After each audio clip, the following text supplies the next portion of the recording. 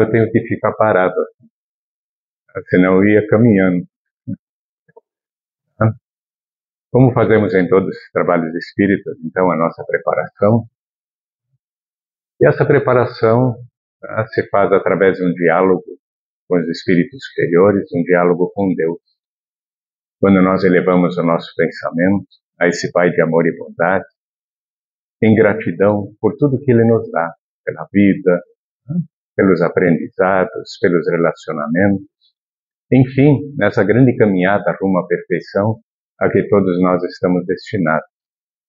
A Jesus, nosso mestre, nosso guia, nosso líder, que possamos sempre seguirmos a nossa caminhada, inspirados pelos seus ensinamentos. E aos benfeitores espirituais que nos acompanham, nos intuem, o nosso abraço fraterno e carinhoso em pensamento, que possamos seguir sempre juntos nessa grande caminhada. E assim seja. A prece é uma conversa com Deus. Ela é tão importante quanto o nosso sentimento. Por isso, ela deve fluir naturalmente do coração de cada um de nós. E o nosso tema é sede perfeitos. Jesus disse, sede perfeitos como vosso Pai que está nos céus. Tanto é a importância desse tema, que é um capítulo do nosso Evangelho segundo o Espiritismo. E para nós compreendermos o que Jesus quis dizer com isso, é importante sabermos como nós, enquanto seres humanos, funcionamos. Nós, como diz a Bíblia lá na Gênesis, fomos criados por essa força superior, que nós chamamos Deus, que não é um homem, evidentemente, é uma inteligência que é indefinível para nós ainda não temos capacidade para compreender essa inteligência, mas consta lá na Gênesis que Deus criou o homem à sua imagem e semelhança. E dentro dos vários atributos divinos, nós verificamos que a perfeição é um desses atributos. Ora, se Deus é perfeito, e Ele nos criou à sua imagem e semelhança, nós trazemos dentro de nós toda a potencialidade da perfeição. Porque da perfeição não pode ser criado algo imperfeito. Isso seria um absurdo científico. Se algo imperfeito fosse criado pela perfeição, ela não seria mais perfeita. Então, o grande questionamento é, por que então nós somos assim? Por que a humanidade é assim, aparentemente imperfeita? Porque o germe da perfeição que nos foi dado quando nós fomos criados, ele precisa subir para o nosso consciente. Ele é como se for uma semente que precisa desabrochar para então frutificar com toda a sua desenvoltura. E a vida, principalmente as encarnações, nada mais são do que as escolas nas quais nós frequentamos, nessa trajetória de despertamento da nossa essência divina. Dá para entender isso? Então, todos nós estamos num processo de autoconhecimento, de despertamento. E esse despertamento se faz pela vida de relação. Por isso, a lei da sociedade é uma das leis divinas. Nós precisamos interagir uns com os outros, porque é através desse mecanismo de interrelacionamento que nós vamos nos dando conta das coisas. E vamos gradativamente aperfeiçoando a nossa capacidade de leitura da vida. Porque a vida nada mais é do que uma linguagem que fala conosco. Nós, na nossa trajetória, estamos interagindo com a vida o tempo todo. Tanto com pessoas, quanto com fatos, quanto com a natureza. Nós observamos e tentamos decodificar aquilo que nós observamos, e isso vai formatando o nosso conhecimento. Como exemplo, nós sempre utilizamos, e já falamos isso aqui, de um arquivo. É como se nós fôssemos um grande arquivo. E esse arquivo, ele tem o formato da caixa de correspondência, que só tem uma frestinha onde as fichas são colocadas dentro. Depois que a gente colocou uma ficha, deu para a nossa bolinha. A ficha está lá para toda a eternidade. Nós não podemos dizer, eu não quero mais saber o que eu sei. Depois que eu sei, eu sei. E aquilo vai ficar permanentemente, né, fazendo parte daquilo que eu sou. Então, essa vida de relação, essas encarnações pelas quais nós passamos, elas estão alimentando o nosso fichário. Né? E essa alimentação, ela se faz pela absorção do conteúdo. O que isso quer dizer? Não basta eu saber as coisas, eu preciso ser. Há uma diferença muito grande entre conhecimento e sabedoria. Um exemplo muito evidente está num médico pneumologista. Ele estudou na medicina. Ele sabe que o cigarro tem 48 substâncias cancerígenas. Isso é um fato, está provado cientificamente. Ele sabe, ele tem o conhecimento, mas ele fuma. Ele não tem a sabedoria. Compreendem a diferença entre as duas coisas? Todos nós sabemos que temos que ser bons. Então, por que não somos? Porque a lei da bondade, ela ainda não foi internalizada por nós. E o arquivo só é alimentado por aquelas fichas que passam pelo crivo da nossa razão e nós a aceitamos como verdades. E depois que eu aceitei um fato como verdade, ele permanecerá enquanto verdade para o resto dos tempos. Então muitas pessoas pensam assim, mas eu li todas as obras básicas, então eu sei tudo sobre Espiritismo. De fato, sabe tudo sobre Espiritismo. É espírita? Percebem a diferença? E não precisa ser espírita, pode ser qualquer outra coisa. É uma pessoa boa? Eu erro e tal. Bom, então ainda não compreendeu. Porque no momento em que, de fato, nós compreendermos isso enquanto verdade, isso fará parte da nossa natureza. E eu não preciso mais fazer força para ser assim. Eu simplesmente sou.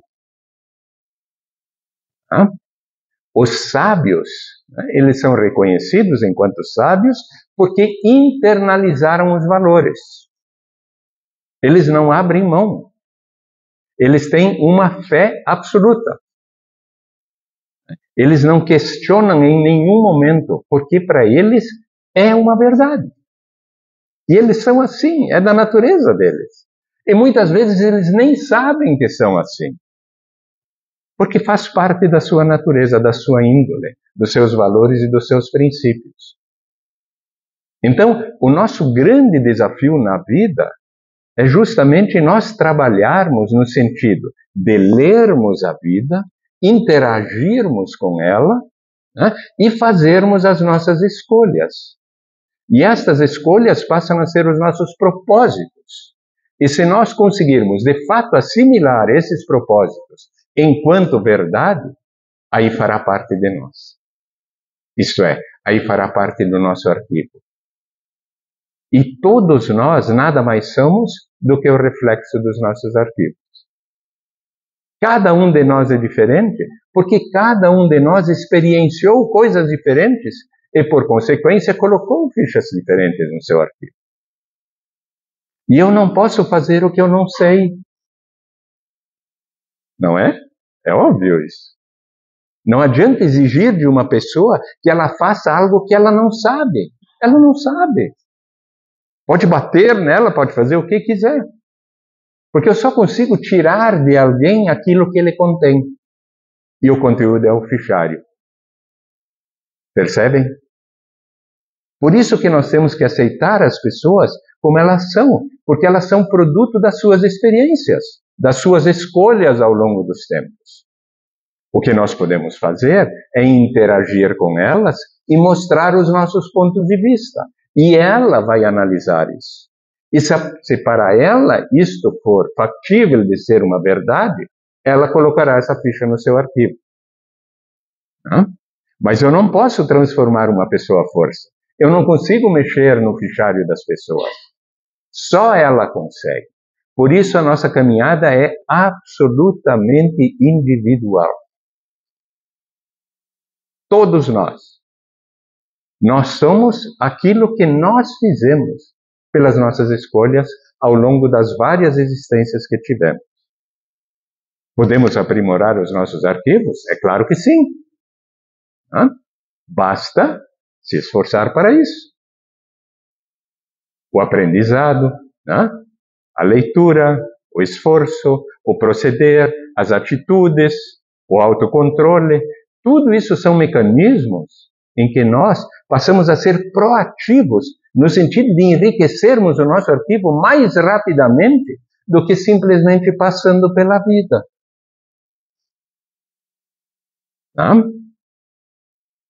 Então, puxa, mas o fulano, o Beltrano, eles nada mais são do que produto dos esforços que fizeram ao longo da sua caminhada. E assim somos cada um de nós. Por isso, vós sois livres. Jesus disse isso. Basta que nós façamos as nossas escolhas. E ele sempre apontou isso. Ele sempre colocou paradigmas. Ele sempre apresentou para nós proposições. Mas ele nunca forçou alguém a fazer algo. Ele espalhava a riqueza do conhecimento, da sabedoria. E as pessoas, por suas livres opções, buscavam ou rejeitavam essas riquezas. Por conseguinte, todos nós somos fruto das nossas escolhas. A vida está representada em fazer escolhas. Ela poderia ser resumida nisso. Viver é fazer escolhas. E nós estamos o tempo todo fazendo escolhas. O tempo todo, inclusive agora. Vocês estão ouvindo uma série de fatos. Para alguns isso é um absurdo, para outros é uma verdade. Se for uma verdade, estará no arquivo. E nunca mais sairá. Por isso nós somos responsáveis por nossos atos. Mas, se Deus nos criou perfeitos, ou perfectíveis, isto é, destinados a ser perfeitos, queiram ou não, porque é o nosso destino, é uma fatalidade. Onde estão esses mecanismos da perfeição?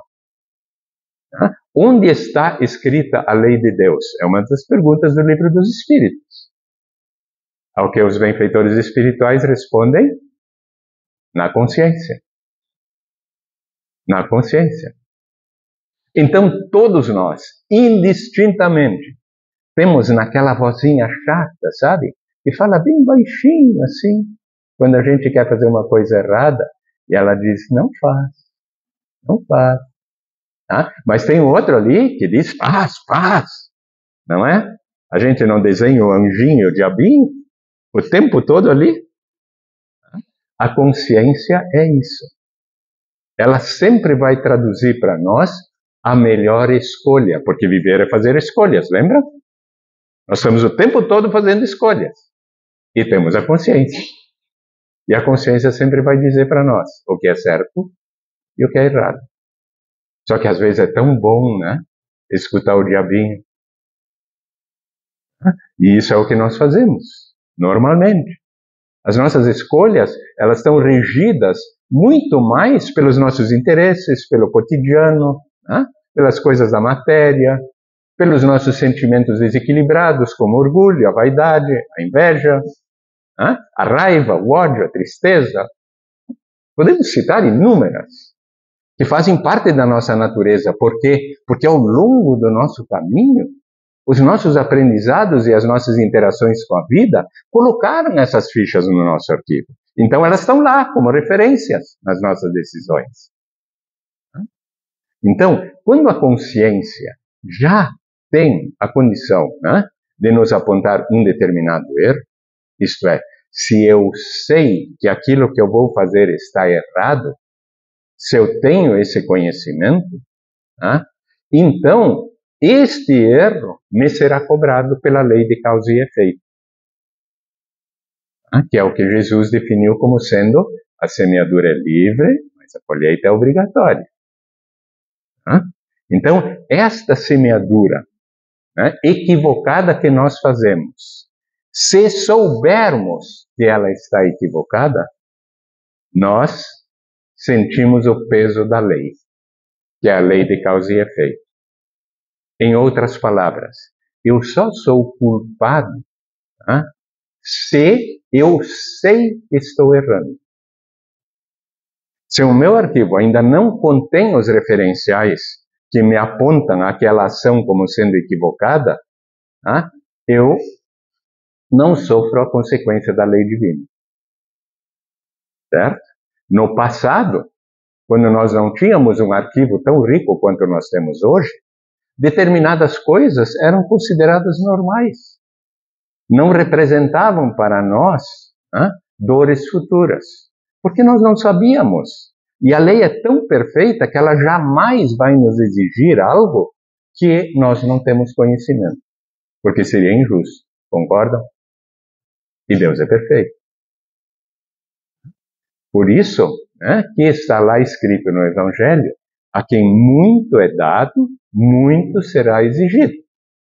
As religiões convencionais não conseguem explicar isso. O que isso quer dizer? A quem muito conhecimento é dado, muito nos será exigido em relação a obedecer ao que esse conhecimento nos traduz. Então, se me é dado por conquista minha, por esforço meu, saber que uma determinada ação está equivocada, e eu mesmo assim a pratico, a quem muito é dado, muito será exigido. Eu vou ter que responder pelo meu ato. Dá para entender essa equação? Essa é a lei divina. Ela é absolutamente justa, porque ela jamais vai nos cobrar algo que eu não sabia de antemão. Eu só sou responsável por aquilo que eu sei. E aquilo que eu sei é o que eu já vivenciei e aceitei como verdade. Certo? Por isso que nós somos responsáveis pelos nossos atos. Tá? Por que pelos nossos atos? Todos? Sim, todos. Por que todos? Porque eu só sei fazer o que eu sei. Eu não sei fazer o que eu não sei. Certo? Eu não consigo fazer o que eu não sei. Mesmo que seja possível fazer, mas eu não sei. Então, eu não posso ser culpado. Eu só sinto, Eu não gosto desse termo culpa, porque culpa não existe. Isso é uma invenção das religiões. O que existe, no fundo, é remorso. É a dor que eu sinto quando eu sei que errei.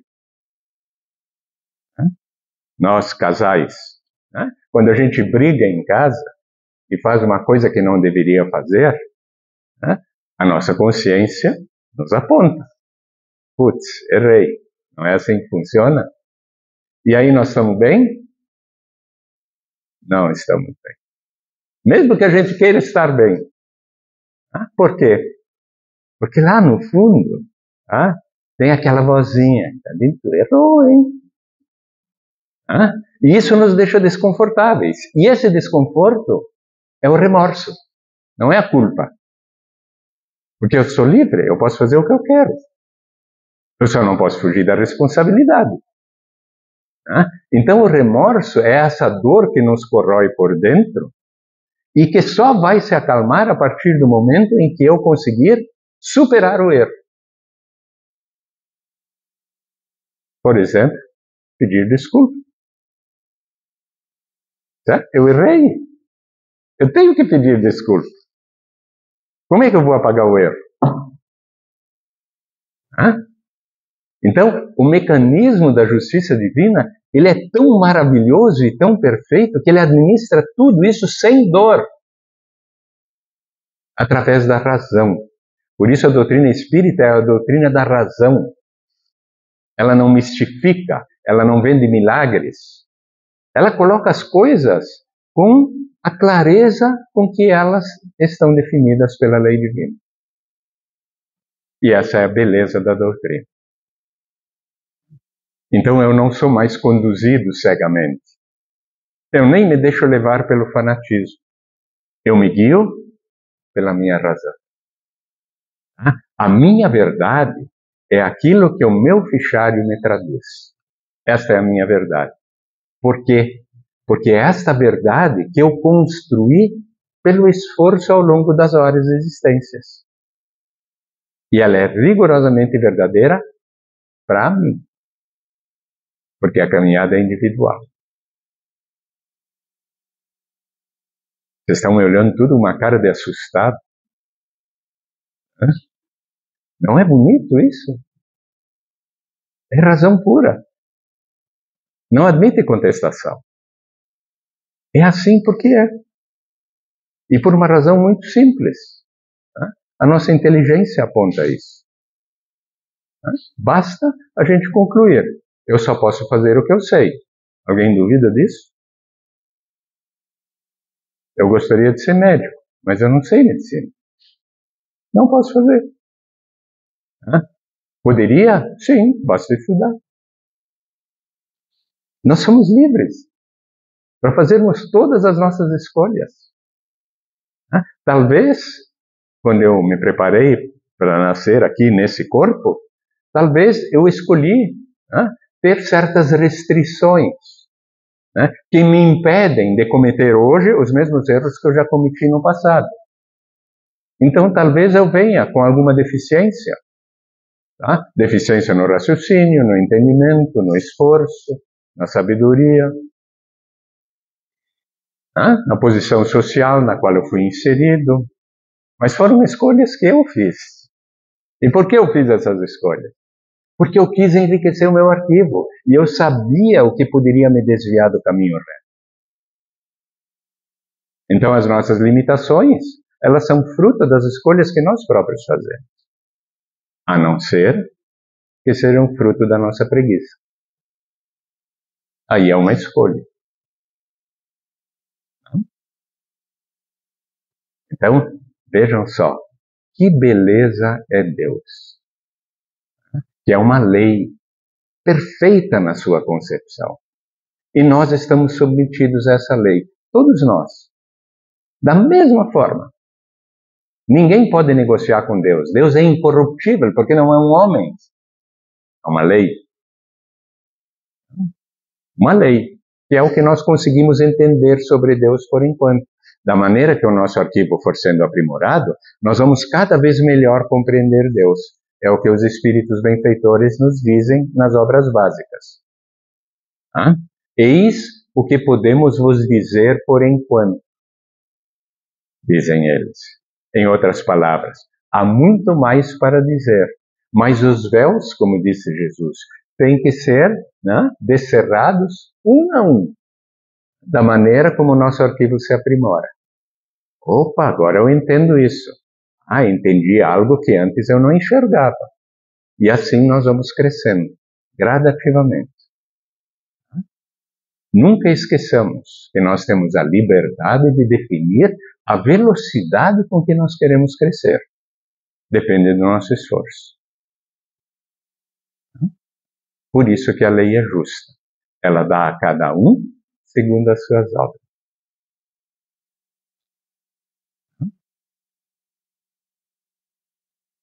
Seremos perfeitos um dia? Evidentemente. Porque teremos que aprender todas as coisas. E quando tivermos aprendido todas as nossas coisas, o nosso arquivo estará completamente recheado.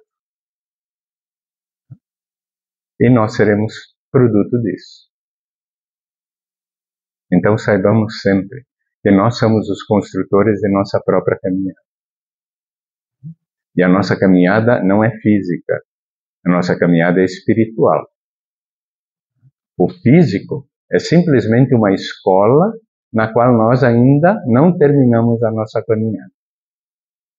Quando tivermos aprendido tudo que temos que aprender na matéria, nós não vamos encarnar mais.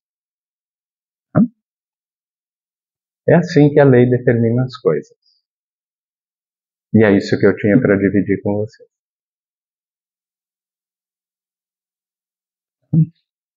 Então, que Deus, nosso Pai, nos abençoe sempre e nos dê a lucidez necessária para seguirmos o nosso caminho.